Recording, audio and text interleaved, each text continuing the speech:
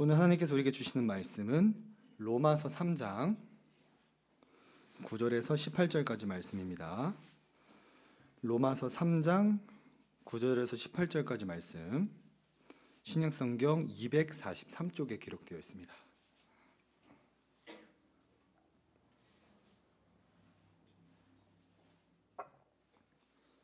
로마서 3장 9절에서 18절까지 말씀, 우리 함께 교독하시겠습니다. 그러면 어떠하냐? 우리는 나으냐? 결코 아니라. 유대인이나 헬라인이나 다 죄 아래 있다고 우리가 이미 선언하였느니라. 깨닫는 자도 없고 하나님을 찾는 자도 없고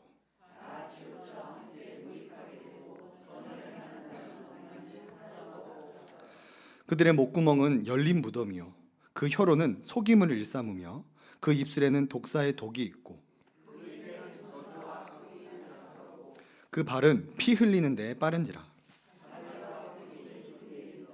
평강의 길을 알지 못하였고 그들의 눈앞에 하나님을 두려워함이 없느니라 함과 같으니라. 아멘. 우리는 앞선 2시간 동안 인간론에 대해서 살펴보았습니다.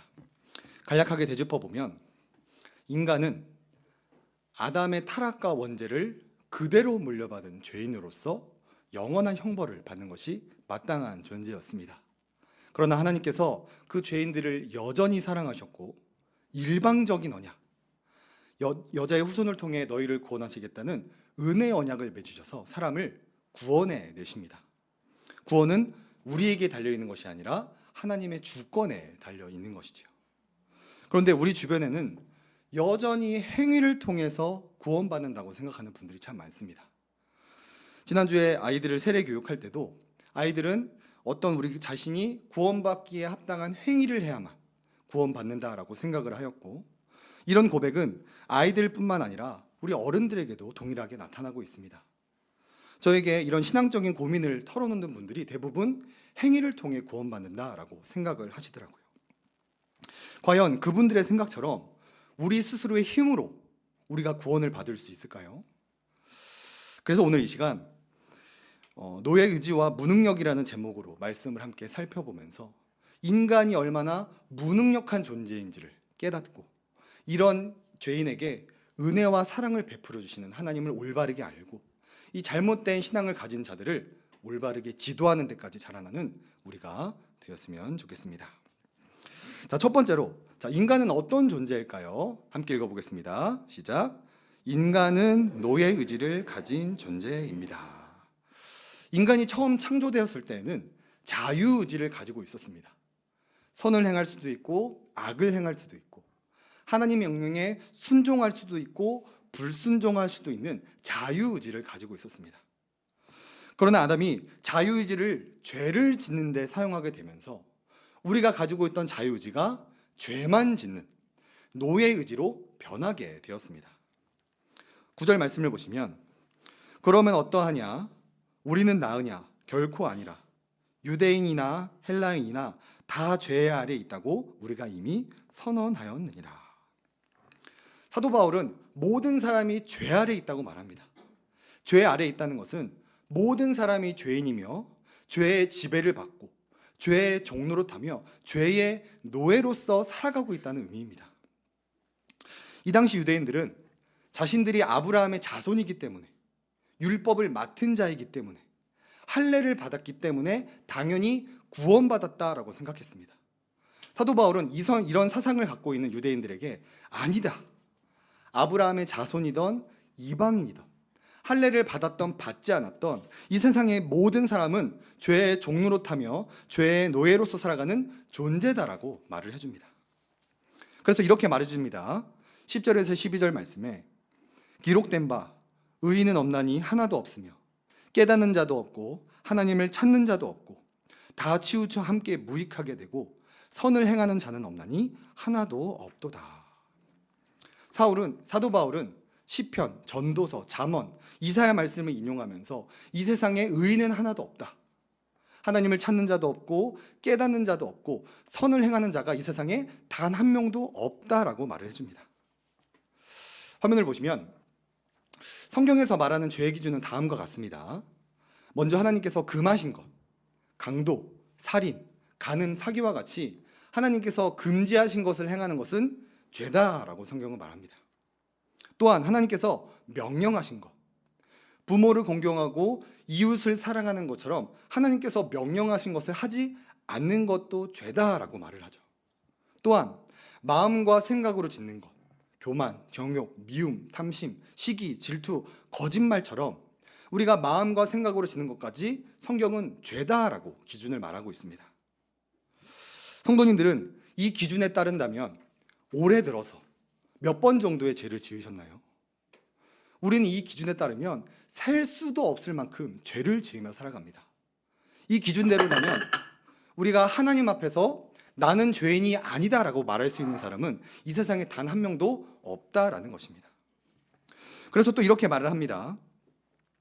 13절에서 15절에 그들의 목구멍은 열린 무덤이요 그 혀로는 속임을 일삼으며 그 입술에는 독사의 독이 있고 그 입에는 저주와 악독이 가득하고 그 발은 피 흘린 데 빠른지라. 자, 무덤이 열렸다는 것은 이 독한 냄새가 난다는 것입니다. 우리가 입을 열면 아주 독한 말들, 저주, 뒷담화 이런 나쁜 말들만 가득한다는 것이고 발이 피를 빨리 흘린다는 것은 우리가 쉴 새 없이 죄를 지으며 살아가는 존재다라는 것을 보여주는 표현입니다. 이처럼 인간이라는 것은 죄의 노예로서 살아가는 존재입니다.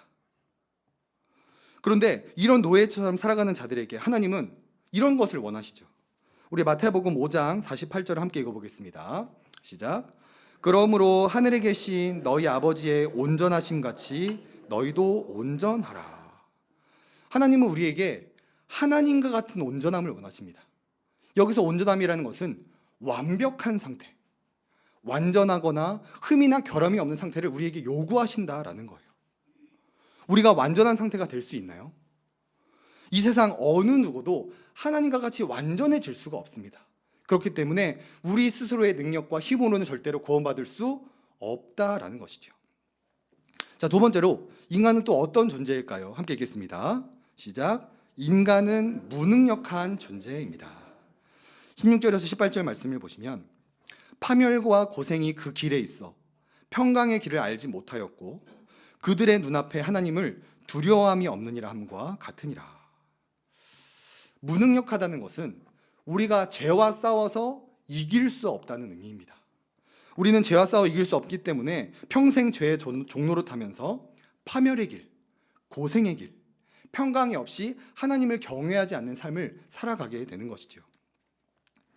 잠언 1장 말씀에 보면 여호와를 경외하는 것이 지식의 근본이다라고 말을 하고 있는데 우리는 이런 근본도 없는 존재, 무지식하고 무능력한 존재가 바로 우리 인간이다라고 사도 바울은 말을 해주고 있습니다.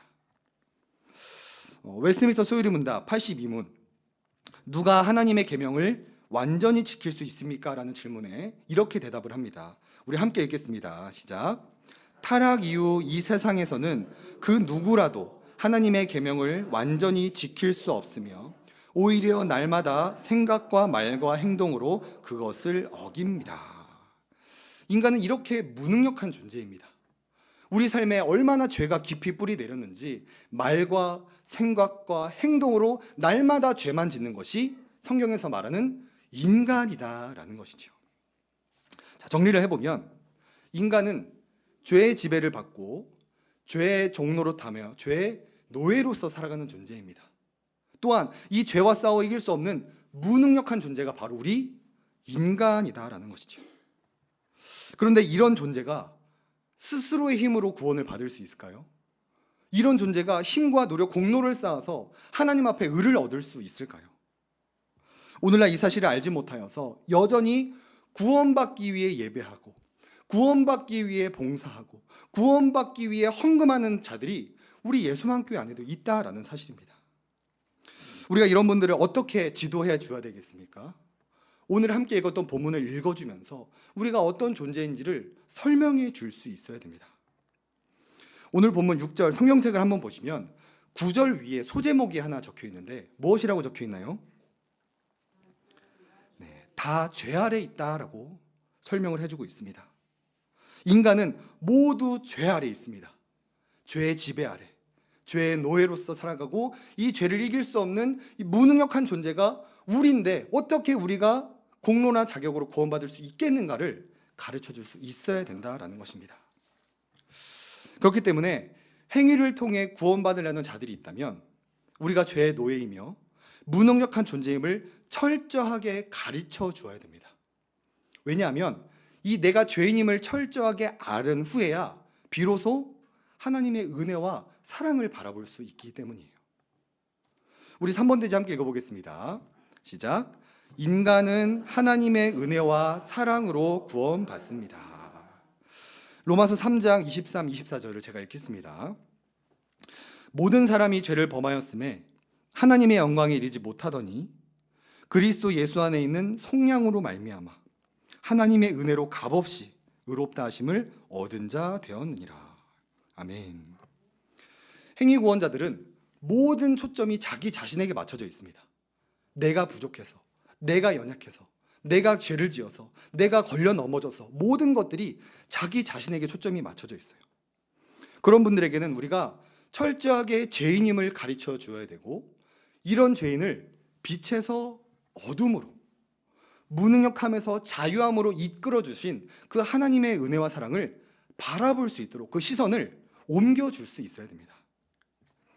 저 같은 경우에는 아주 어린 시절부터 종교적인 열심이 있는 학생이었습니다. 고등학생 때부터 매일매일 새벽 예배를 나갔어요. 교회에서 섬길 수 있는 봉사는 다 했습니다. 임원으로 섬길 때에는 산에 올라가서 막 방언으로 2시간씩 기도를 했고요. 수련회 가면 기도하다가 실신할 정도로 정말 광신도처럼 신앙생활을 했던 학생이었습니다. 왜냐하면 그렇게 해야만 구원받는 줄 알았습니다. 하나님께 사랑받으려고 봉사했었고 하나님께 구원받으려고 정말 악을 쓰면서 기도를 했었습니다.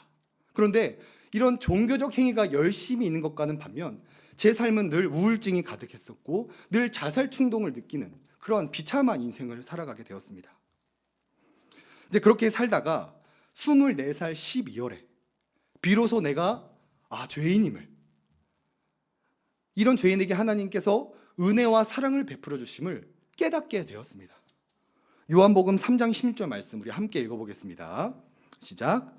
하나님이 세상을 이처럼 사랑하사 독생자를 주셨으니 이는 그를 믿는 자마다 멸망하지 않고 영생을 얻게 하려 하심이라. 아멘. 제가 금요예배 가서 지쳐 쓰러져 있을 때 하나님은 저에게 찾아오셔서 형건아, 네가 아무것도 하지 않아도 내가 너를 사랑한다는 말씀을 주셨습니다.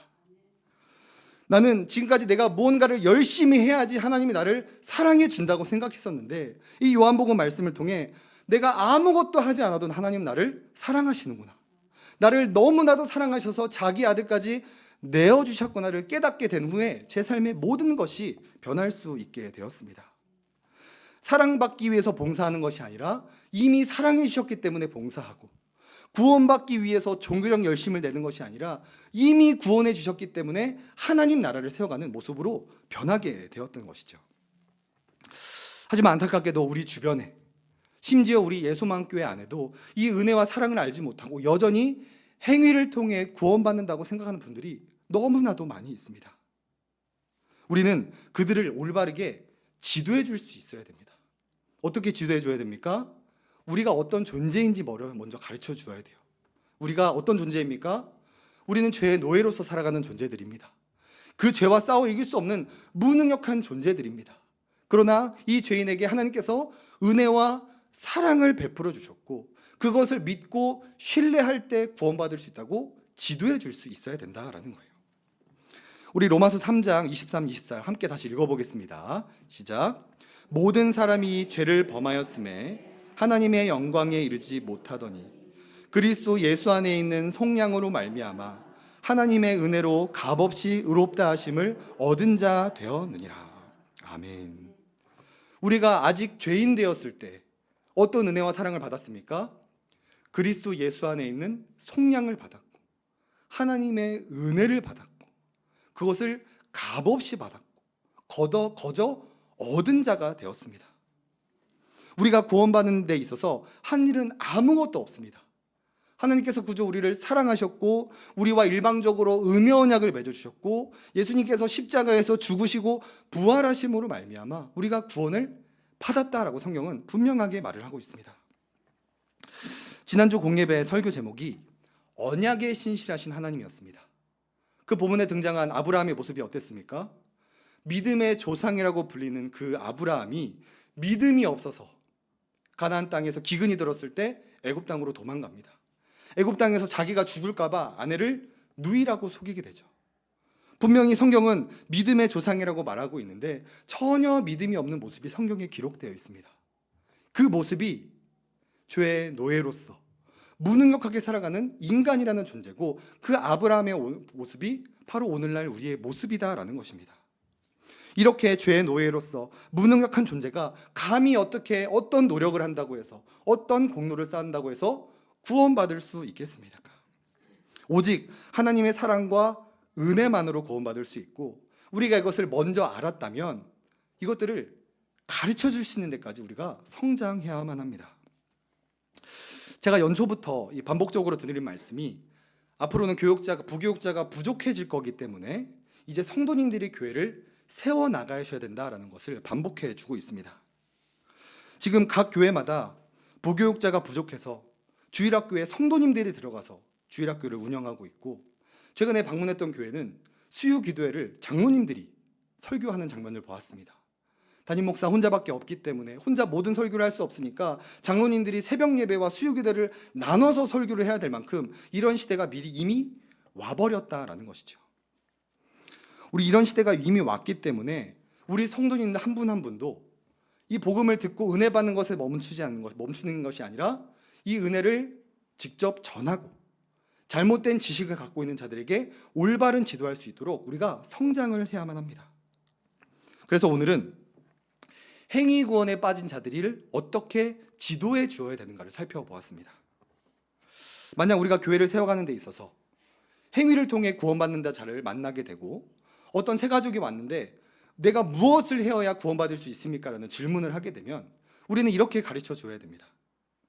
인간은 죄의 노예임을, 인간은 죄와 싸워 이길 수 없는 무능력한 존재임을 말씀해 줘야 되고 이런 연약한 나 자신을 바라보는 것이 아니라 이런 자들을 창세전부터 예정하시고 자기 아들을 보내 은혜와 사랑을 베풀어 주신 그 하나님을 전하며 이것을 믿고 신뢰할 때 구원받을 수 있습니다라고 전해 주셔야만 합니다. 이번 주 공예배 때 목사님께서 믿음이란 무엇인가 우리에게 말씀해 주셨죠. 교회 잘 나오고 봉사 많이 하고 헌금 잘하는 게 믿음이 아니라 그 하나님의 약속을 신뢰하고 믿는 것이 참된 믿음이다라고 말씀해 주셨습니다. 우리가 직접 교회를 세워나가야 되는 때가 되었습니다. 그런데 내가 무엇을 가르쳐도 되고 어떻게 설명해야 되는지 모른다면 하나님 나라를 세워가는데 큰 어려움을 겪을 수밖에 없습니다. 우리가 오늘 이 노예 의지로 살아가고 무능력한 존재인 인간에 대해서 우리가 먼저 올바르게 알고 우리가 하나님의 사랑과 은혜로 구원받았음을 기억하면서 이 행위 구원을 통해 구원받는 자들에게 올바른 말씀과 올바른 신앙 고백을 전해주고 그 위에 우리의 소망교회를 세워가는 우리가 될 수 있도록 이 생각 함께 찬양하고 기도하며 나아가시겠습니다.